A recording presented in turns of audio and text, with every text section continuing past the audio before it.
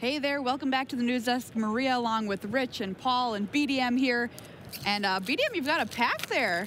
Wait, what are you doing? This is, what? This is such a waste. What are you taking? What are you taking? Marshall would not approve of this, by the way.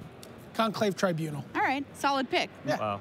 Solid You wouldn't pick. be the first person to first pick a Conclave Tribunal. And in fact, we're gonna find out what all of our players in our featured draft pod first picked and subsequently second and third picked as we take a look at all of their picks and how their decks ended up here in our segment about the draft roundtable from our featured pod. Let's take a look at what that pod looked like and where our players were sitting. All right, so Jeremy Dezani was one of our featured drafters that we watched, and let's take a look, starting things off with him, how his first picks went. There is his pack one, and his pick one, if you're taking a look, Watcher in the Mist is what he took, an excellent card. What did he follow it up with? Let's move on to pick number 2, and this one has left a lot of people scratching their heads the because... stuff of legend. The stuff of legend indeed. 10th District Guard is what he actually took here, pick 2. So this is our first big clue that he was trying to force Boros. Next up, pick number 3, Luminous Bonds. That's a perfectly fine follow-up. He ended up Boros, of course. Let's take a look at his final deck. There it is. His record was 2-1. Paul, what do you think? Well, I think this might be one of the first times I've seen an in real life misclick. That 10th District Guard really threw me off. And had he had it in his mind to force Boros, I think he should have first picked something else like the Crater Maker or the Inescapable Blaze. The Watcher into this did not make a lot of sense. I think his deck ended up pretty weak. It looked like there were other Boros drafters. That's what it felt like, especially to the people feeding him. And you know, when I look at his deck, I mean, it's still got a decent curve because the floor for Boros is still pretty high. You can just draft creatures and tricks. And you know, I wouldn't be surprised if Jeremy was 2-1 or 1-2. But I don't think this deck is especially good. Yeah. So he goes 2-1. Next round the table, let's take a look. It's Alejandro Alea Garcia, 10-4 at Pro Tour 25th anniversary to come back here. His first pick, let's take a look. It's Swift Blade Vindicator, red-white card up at the top there you see. Then pick 2, it's a Goblin Crater Maker, again right in the middle at the top. And pick 3, are we going to stay with Boros? Well, it's Blade Instructor down at the bottom right. So there we go. He is Boros, Brian. Here's his full deck. He goes 1-2 with this. What do you reckon? Well, I mean, I'm looking at that missing collection of cards in the 3 slot, and I think about that Sky Knight Legionnaire that was in the opening pack that personally I take over Swiftblade Vindicator. Swiftblade Vindicator is a card that can be really powerful, but requires some work to make it do it's like stuff. a payoff. And Sky Knight Legionnaire just shows up every day, lunch pail in hand, says attack for 2, and gets the job done. And really the card that has been, for me, a hallmark of my trophy-winning Boros decks. All right, so there we go, a 2-1 and a 1-2 for 2 Boros drafters. Who's next? All right, moving around the table, Romolo Descansi is our next player we're going to take a look at here. Let's take a look at his first pick. There you see the pack, and it was in fact not a gold card, but Wojek Bodyguard. Very solid red card there for Romolo. Let's take a look at his second pick here, and this time we're going gold, Integrity Intervention. So we've got Boros in our heads here as we head into pick number 3. And this is where things go off the rails a little bit because he just got past a Bounty of Might. That's right, a green rare. He's taking it. What ended up in his final deck? Let's take a look. Oh, surprise, it isn't. All right, what do you think of this deck, Paul? Well, I mean, taking a look at his deck, it does actually look pretty reasonable. He's got a decent curve, and if you look at the top end of his curve, he's got that Dream Eater and that Inescapable Blaze, and he's also playing that Integrity Intervention. I don't know if he's doing it just to use it as a pump spell, but if he picked up a few Guild Gates, he could be using it to splash. But I think, you know, it ended up actually, you know, this looks like a deck where he was able to read the signals and end up with a pretty reasonable deck. 3 Beam Splitter Mages, he's almost certainly using that as a pump spell. You know, he really would have loved a Sure Strike in this deck, and I think that's the role that that card's filling here. Lets him target 2 creatures if he's got a Beam Splitter Mage in play. Yeah, he ended up 1-2, losing in the deciding round, so he was split at 1-1, finishes 1-2. First Izzet deck. Next round, it's Andrew Ellenbogen. So he opens up. Let's take a look at where he goes. And you can see down there we've got the Dimir card. That's what he's going to pick first. Down at the bottom, the split card. First up, then it's going to be a Guild Mage pick 2. Very much on theme, so that's the plan there as he goes Legion Guild Mage. And then pick number 3 is going to be Sky Knight Legionnaire. So at this point, Brian, we're thinking, all right, maybe I'm Boros. Here's his final deck. 1-2. Yeah, I mean, I certainly like this a lot more, mostly on Sky Knight Legionnaire and Legion Guild Mage.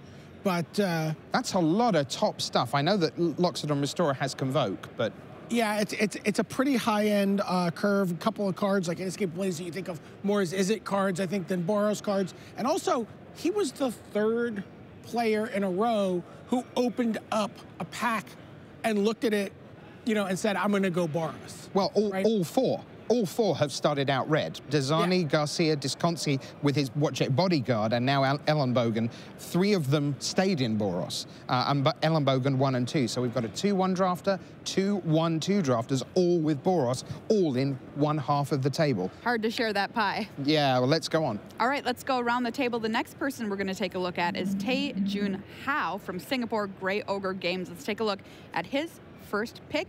Pretty powerful card here in Status Statue is going to be what he takes over something like Monocolored Watcher in the Mist. His next pickup here, pretty strong card as well. Conclave Cavalier is the pickup here for him in pick number 2.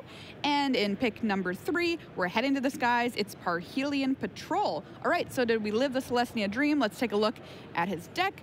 It is Golgari, and he went 2 and 1. Paul, this seems like a pretty good deck. Yeah, I think Tae Jun Hao did an excellent job navigating this draft, starting out with a powerful gold card, then shifting gears, looking at the powerful Selesnya cards, looking to be Selesnya. But then he started seeing Golgari cards at the end and switched back into Golgari and really reaped the rewards of that. And this is proof that really staying and finding the proper guild is where it's at in terms of having success, because we've seen some of these Boros decks that were drafting after another Boros player get completely destroyed. 6th pick, Golgari Findbroker. Right? 9th pick Status Statue in the last pack. And we were wondering, where are these cards going? Tells you what's going on, yeah. These are signpost cards. That's what you guys call these, right? Yeah, so definitely. Read the signs. Yep. Absolutely. He went 2 and 1 and is one of your co-leaders at the Pro Tour. Next round the table, we go to Canada and we go to Wilson Mock, 27 years old, playing in his 5th Pro Tour start. He kicks off with an Izzet card. It's going to be Beacon Bolt down there bottom left. Then he's going to go blue with Watcher in the Mist for pick number 2. And then pick number 3, well, this is convenient. There's another one, 3 from the left on the top. So a really solid start. Let's look at his final deck. It becomes Izzet. Brian, he went 2 and 1. Yeah, this deck looks cool. I'm really excited to see a card like Firemind's Research in his deck. I've seen people do exciting things with it. Or, sometimes you just are drawing some extra cards, down the, in that kind of like saggy part of the mid to late game that happens a lot of times. We all know what I'm talking about. No one likes that. In there. But also just gives you some reach in this deck, some extra burn. I like that card a lot. And Crackling Drake just closes ground very quickly. Just checking, the saggy part of the mid-game is different to the Siggy part of the mid-game, Oh, right? absolutely. No one ever wins in the Siggy part of the mid-game except Siggy. Okay, that's fine. Fair enough. So Wilson Mock goes 2 and 1, and then we go to England. Yes, medical doctor Nathan Eager. Dr. Eager is our next player around the table here. Let's take a look at his picks. Pick 1, Conclave Tribunal, really solid removal spell there. Following it up, this is a pretty good card to get past. Bounty of Might is his pick up there. And 3rd pick, he keeps himself on brand, Rosemane Centaur. And he's one of our players, we haven't really seen this yet, that their first 3 picks all ended up in their deck. Let's take a look. Celestia, there it is, and a really good build of it too, Paul. Oh yeah, this deck looks fantastic. I mean, I think he might be missing a few of the cheap creatures. Part of what you want to do with Celestia, play cheap creatures to ramp into your giant Convoke cards. But if you talk about power level, look at the right side of his curve. They're all rares. Hatchery Spider, Camaraderie, Venerated Loxodon, one of the best cards in the set. And Bounty of Might just able to just close out games entirely. I mean, he's even got 2 Tribunals in his deck. So I think he has a really, really fantastic Celestia deck, especially the late game. I don't think he can be matched by many other decks. A much maligned card in this format, Join Shields, something that let him take the second game in the previous round. Just, this huge blowout. But also he said, look, I was Selesnya in my first draft, and I played Join Shields, and the card was terrific for me. Maybe something people are overlooking when they're playing Selesnya. He's been very happy with it. And this is, he's like, look, I'm doing okay in Constructed, but I'm really a limited guy. So 2-1 with Selesnya for Nathan Eager. That brings us to Mark Jacobson, our last drafter in this session from Masterop MTG. He opens up Discovery Dispersal. Again, a split card, very Dimir.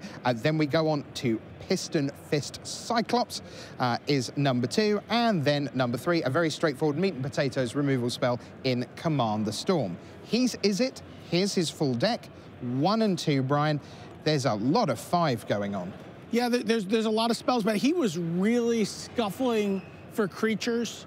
You know, ended up playing that Dowser of Lights. He had a lot of Dimir Guildgates.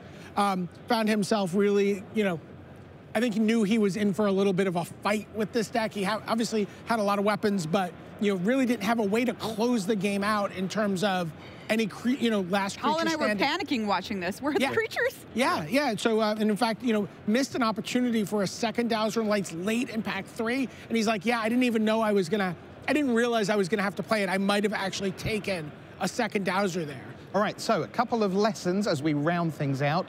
Paul, you noticed something about the guilds.